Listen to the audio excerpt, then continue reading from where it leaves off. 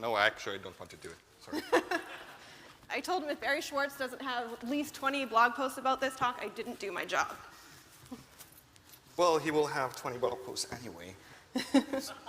I will have everyone note that he is wearing a Harry Potter outfit, if you can't see from that far. It's actually Gryffindor. So. So, for the people who don't know you, why don't you tell Gary. them a bit about yourself? I'm what Gary. you do. And people want you to pronounce your name, or unless you want me to attempt it. I'm Gary from Google. That's my last name. And I say that because my last name is Hungarian, and it's very interesting to pronounce, so I prefer just Gary. I'm a trends analyst at Google, and right now I'm trying to figure out how to sit in these chairs. They're very When I am actually working, then I was a ranking engineer for about 2 years. I was working mostly on localization and country detection, shit like that. I also worked on pretty much every component that we have in the search stack. What else? Internally, I'm educating people, new search engineers, how Google really works. We have a few hours long session on that every month. And nowadays, I'm doing mostly public speaking on behalf of Google Search, web search. And what? Can More? I attempt to pronounce your name? Yes. It's Yish. Close? That's not that bad. Okay, let's dive in. Okay, I've had a lot of people ask me about the first click free program in the search results. I'm doing my job, where sites like Wall Street Journal and New York Times and sites that are behind a paywall, in exchange for being ranked well in the search results, they have to give searchers a couple articles free over a certain period of time, depending. Yeah. Now, apparently, they're doing away with this first click free program, so that it's kind of a lot of rumor, and so that sites can still rank, yet when people go and click through to them, they hit a paywall. So what is changing with that? Well, I cannot tell you yet what is changing, but the leaks are at least partially true, in the sense that, especially this year, in 2017, we were thinking a lot about the first click free program, and how can we work better with the publishers, and how can we ensure that users are getting what they are looking for, and also in a way that it's search engine friendly. So we were working with Financial Times and New York Times, for example, we were experimenting with them, with their teams, on new solutions. But unfortunately, I don't have news for you today. I can just confirm that, yes, we are working on new things. And as we get closer to something finished, then we are going to talk more about it. Is there any chance we're going to see something like a subscription tag in the search results, similar to how they have it in Google News, where it alerts you that that's a cheeky look right there? Let's talk about Fred. So, Who? You are the person who created Fred. So Fred is basically an algo that... It's not one algo. Yeah. It's all the algos. So basically, you can confirm it's not a single algo. It's just like a whole umbrella of a whole bunch of different algo changes and updates that everyone has just kind of put under this umbrella of Fred. Right. So the story behind Fred is that basically I'm an asshole on Twitter, and I'm also very sarcastic, which is usually a very bad combination. And Barry Schwartz, because who else, was asking me about some update that we did to the search algorithm. And I don't know if you know, but in average, we do about 2 to 3 updates to the search algorithm, to the ranking algorithm every single day. So usually our response to Barry is that, sure, like, it's very likely that there was an update. But that day, I felt even more sarcastic than I usually am. And I had to tell him that, he was begging me pretty much for a name for that algorithm or update because he likes Panda and Penguin and what's the new one? Hawk, Owl, and shit like that. And I just told him that, you know what, from now on, every single update that we make, unless we say it otherwise, will be called Fred. Every single one of them. So now we're in a perpetual state of Freds. Correct. Basically, every single update that we make is a Fred. I don't like, or I was sarcastic because I don't like that people are focusing on this. Every single update that we make is around quality of the site or general quality, perceived quality of the site and the content and the links and whatever.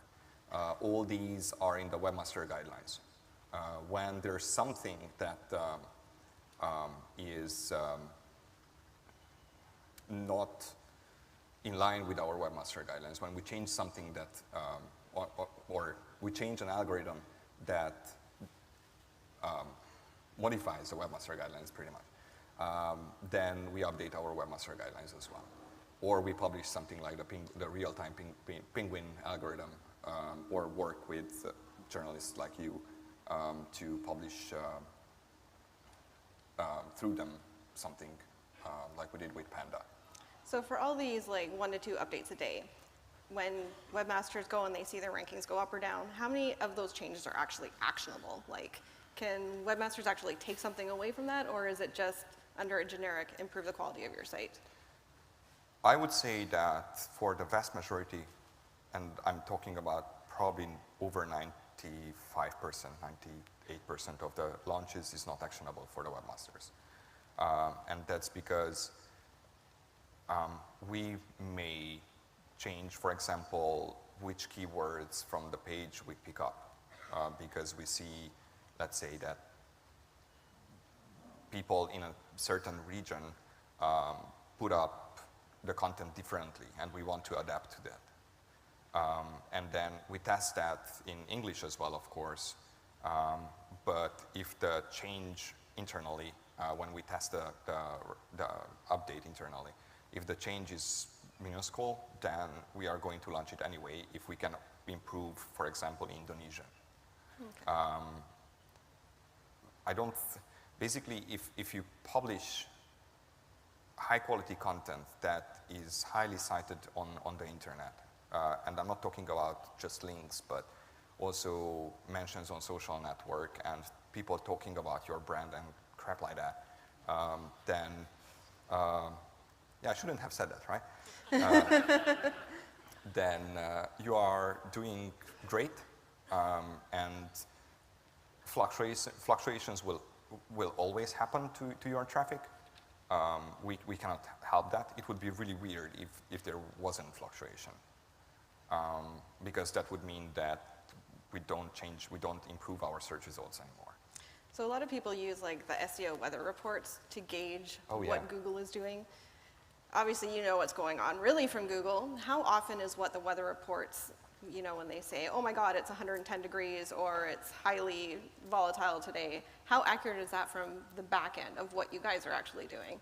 Or is it, like I know we've had false positive from like Wikipedia when they went secure. All of a sudden all the weather trackers just went absolutely insane, but the people were missing the context that, hey, this massive site that ranks really well for like a gazillion things changed all the URLs. Right. I would say most of the time they get it right, but as I said, we make lots of updates, 2, 3 per day. So if I write a script that generates a graph based on random data, pretty much, and we'll have a spike every day, then that will be also accurate. Basically because we are making a change every single day. When there were a couple of cases, I only look at the the Moz thing, whatever it's called. Mozcast. Mozcast, that. I'm just bad with names. I don't have anything against that, Moz. And usually they get it right. But the scale is very different from what we see most of the time. I have a very specific example in my mind where internally the change was way below 1%, which was a standard, slightly impactful launch. And Mozcast reported that as like insane, like everything is burning and Australia is already melted into glass. And that was not right. Like basically we didn't see that internally and we were just confused about what the heck are they reporting. But then other times they get it right. And I don't know how would you use that, because you can very safely just assume that we made an update. But sure, one tool is better than the other. I like Moz for some reason. Recently at a Google event for, I believe it was Google Autos, they were talking about RankBrain and machine learning, and they said that they are using clickstream data, basically bounce rate and stuff like that, in order to rank. Were they specifically talking about the RankBrain learning, or are they actually talking about, hey, we're using click-through rate and stuff in our live search results? I was trying to get in touch with the person who said that, and we have a quite long thread with PR and with ranking leads and with Jeff Dean on trying to figure out what he was trying to say. I don't actually know what he was trying to say. We already said that in RankBrain uses historical search data to make predictions on what works better for searchers. And otherwise, I will stick to what I said before, is that like we use clicks and clicks for very specific things, one of them being personalization. Like for example, if you search for Python, it may take us a few clicks to figure out if you mean the programming language or the snake or bird or whatever it is. But after a while, when we see that you consistently click on the birds or snakes or whatever, It's going to figure it out. Search results, then it will figure out that, yes, this person wants results about the animal. Experiments, when we do experiments, we take a certain percentage of our traffic and we measure how users interact with an update. And there we are indeed looking at short clicks and long clicks to figure out if it's better or if the results got better or worse for specific queries. Are they using machine language or machine learning in any other parts of the algo right now, or is it still just RankBrain? I mean, machine learning, It's like the new sexy thing in SEO right now. but it's a tool. It's a generic tool that you can use for many things. And of course, we are using for many things. Like we have brilliant machine learning engineers who can implement crazy things and find new patterns that human couldn't before. So we are using it in many places, but it's not a tool that you can use for everything. If you have to decide, for example, what the result for 1 + 1 is, you are not going to use machine learning for that. If you have an algorithm that can already figure that out, then you're going to continue to use that algorithm because it's simple and effective. And you don't want to spend engineering hours on that. But yeah, we are using machine learning more and more, not just in Google search, but pretty much every single product that we have, from Translate to Photos to Google Pigeon, whatever. Let's talk about links. Probably I got more questions about links than anything else. Is Penguin still evolving, or is it just kind of in a constant state of being and just trucking along doing its thing? I haven't heard about Penguin for a very long time, and I'm very glad about that. I know that we made a few fine-tuning to Penguin. We made Penguin real-time about a year ago, I think.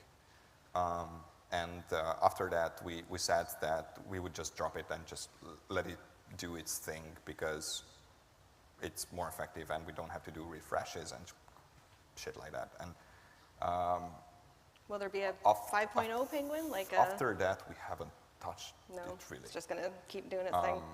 But as I said, we did some fine-tuning to it to make sure that it's catching the right things. But otherwise, it was like, yeah, done deal. Okay. Current thoughts on the disavow tool. Okay.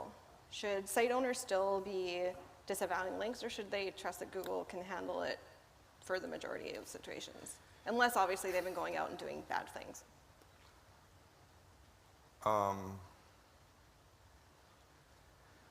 If it makes you feel better, then sure, make use of the disavow tool. Just keep in mind that the disavow tool is extremely powerful.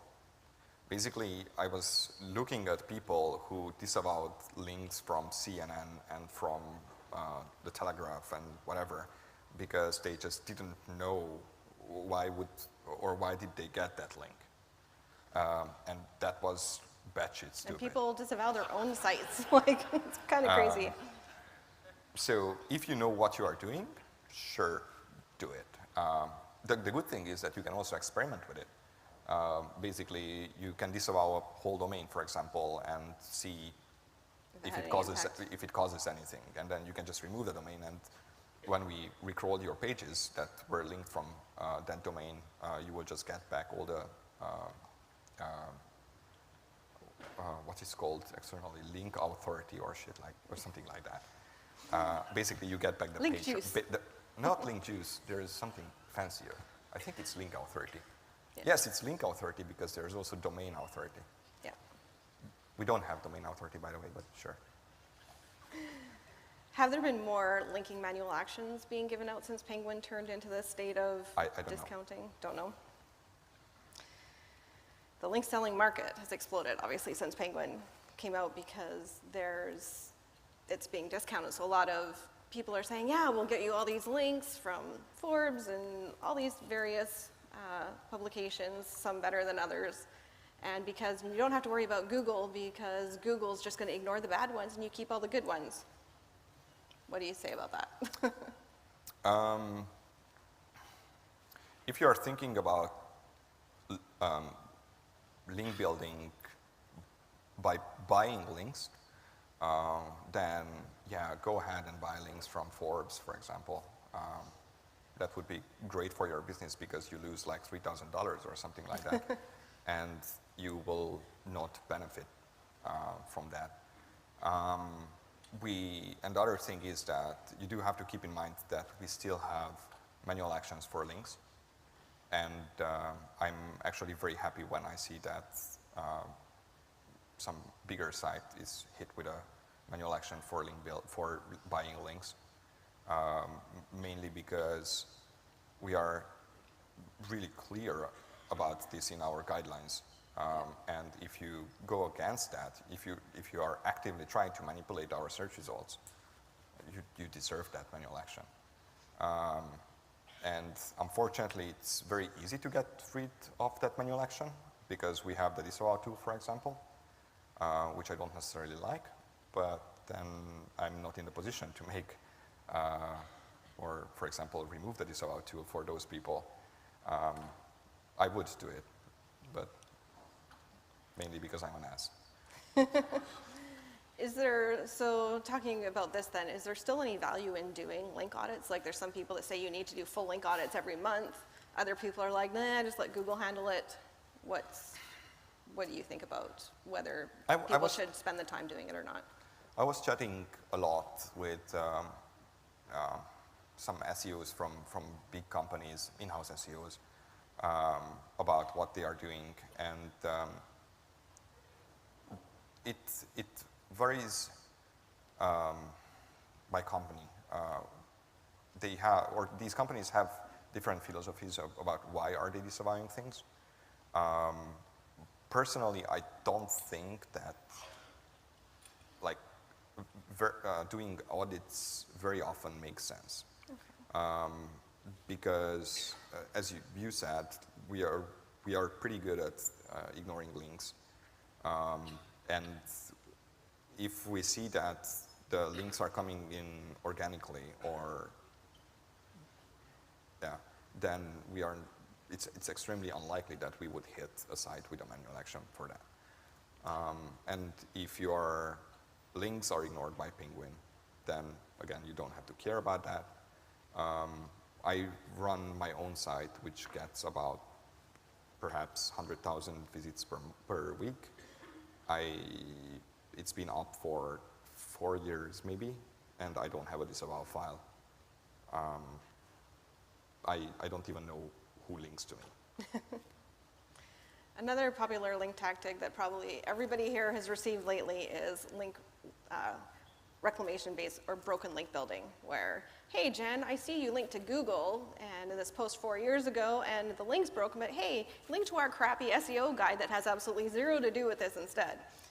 So does Google, if Google sees that this news article of mine has been out there for 4 years and all of a sudden it changes to some other link, does Google devalue a link based on an old article link being changed? Or is there actual value for people to go out and do this work to build broken links? I think there is value in fixing your broken links. Whether you link externally or internally, that's kind of irrelevant. But you must keep context in mind. If you link to some random crappy article that doesn't have anything to do with your article, then we are pretty much just going to ignore that link because the context doesn't match. And in fact, that's Penguin material, Penguin food. I think if it makes sense to have that link, then sure. If it doesn't make sense, then okay. Ignore the request. Mobile first index. Oh, anything, another one of your favorite topics. Anything new to report? Like, I know people are kind of like, oh my God, when's this? Is there an update on when it's happening? No. We are going to talk more about that. I hope the next few weeks. Note of warning, I was wrong about Penguin, or when Penguin is launching, for about half a year. I gave like 3 or 4 predictions when it's going to launch. It doesn't depend on me. The reason I say that we are going to talk about it in the next few weeks is that I'm preparing a blog post about some updates around it.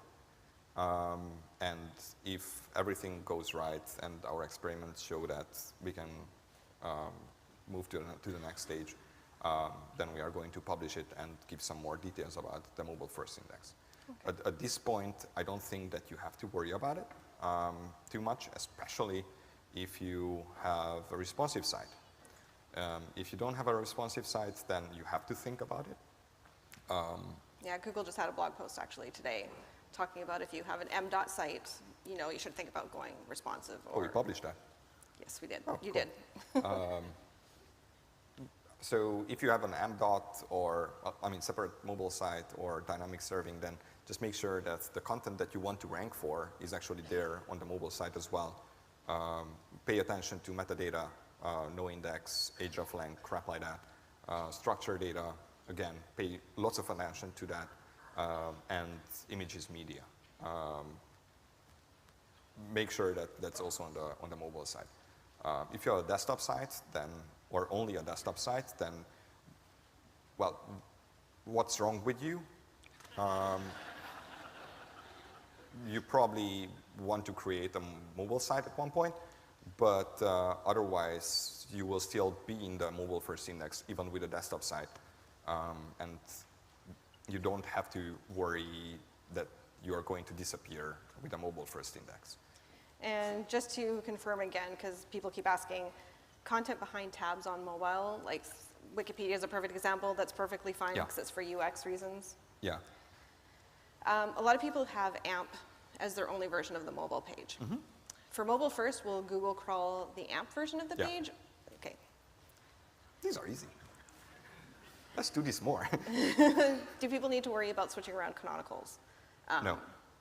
Google will sort it out from themselves. Going forward, like if people are adding new pages, should they have the mobile page as the canonical? I think just semantically it would make sense. But then again, we are working hard to figure that out on our own, and we don't want to ask people to swap the rel alternates with rel canonicals because it would just take like 30 years. Yeah, I know. Obviously, AMP's been a big push with Google for the last year or so. Right now on mobile, you know, the top story carousels, you have to be AMP. Is there any plans to expand in the regular organic where, you know, we have 10 blue links that are AMP as well. yeah, but pages that aren't AMP, will there be any demotion or anything for pages that aren't AMP, or we'll see like the top 3 spots reserved for just AMP pages? I don't know about such plans. A new trend that's actually popped up in the last few weeks, people are putting their AMP pages, they're ranking in the carousel, they just have like a little snippet, like a paragraph of AMP content, and then to read this article, click here and go through to our full experience site where, you know, you have ads and interstitials and pop-ups and all that kind of crap. Is there going to be any issue with this, or can webmasters do this and not worry that Google's going to be like, get out of AMP? We are aware of this trend, and we are looking at what can we do about it. How can we make sure that our users will get a good experience? Is there any plans for an additional AMP boost Not that I know of. or mobile boost? Not that I know of. I think we try to stay clear from those kind of boosts nowadays, and we strongly prefer organic adoption, thankfully, versus like pushing for things with boosts. Will we see an additional HTTPS ranking boost then? I'm not working on that. Lucky you. No, the reason she asked is because I created that boost 3 years ago maybe, or 4 years ago. It's a tiny boost. It's barely enough to It was basically a tiebreaker before, yeah, right? it's a tiebreaker, yeah. In the blog post we said that we may increase the boost in the future, but I'm the owner of that boost and I'm not working on it, so. It's going to sit there as is. For people that are switching to HTTPS, it's kind of, you guys say like it takes about 3 to 4 weeks in order to see kind of rankings recover as Google re-indexes the new site. As Google's been doing this more and more, has it dropped down to less than that? Or should webmasters still be prepared for 3 to 4 weeks of ranking fluctuations and traffic changes while they I switch? worked a lot on that, basically trying to figure out what are the signals that are lost during the transition, during the site move. And we identified, I think, 3, out of which we fixed 2. And the one that's like some obscure crap that no one cares about. I would say that if your rankings don't stay stable with a move, then something is wrong. Okay. And not necessarily on our side. Okay. I would be very happy to take a look at moves that don't go, HTTP to HTTPS moves that don't go smoothly, mainly because I thought that we fixed the issue with that. Okay. So when we switch over from HTTP to HTTPS, like the big things are 301 redirects Yeah. and sitemaps. Is there anything that people are making mistakes of other than those 2 things that are impacting how well they do? Critical resources should be on HTTPS as well, because then we are more, or we would pick up the HTTPS move more readily. If you are comfortable with the move or with the end product, then consider HSTS because then browsers that support HSTS, which is pretty much all of them, I think, will automatically load HTTPS Okay. versus HTTP. When people are doing this transition, a lot of people are like, oh, well, we're going to redo our URL structure, our categories. No. People should just do the HTTPS Yes. on its own and then Yes, deal with any please, other changes. always. If you are doing any sort of site move, don't change everything at the same time. If you want to do a redesign of your site, then redesign the site after that once the ranking fluctuations gone away. Because if you redesign your site, it's almost, I can guarantee that you will see ranking fluctuations. And that is normal, like that is working as intended. But don't combine redesign with a URL structure change or site move or moving to HTTPS or crap like that, because you are going to shoot yourself in the foot and with a cannon pretty much. Is there any chance that Google's going to start marking sites as insecure in the search results as we go forward? I'm not aware of such plans. Okay. I can see Kelvin there saying we're probably right out of time. Yes! He survived. Well done. No, if we could have a huge round of applause to both Jen and Gary, we really appreciate that. Okay.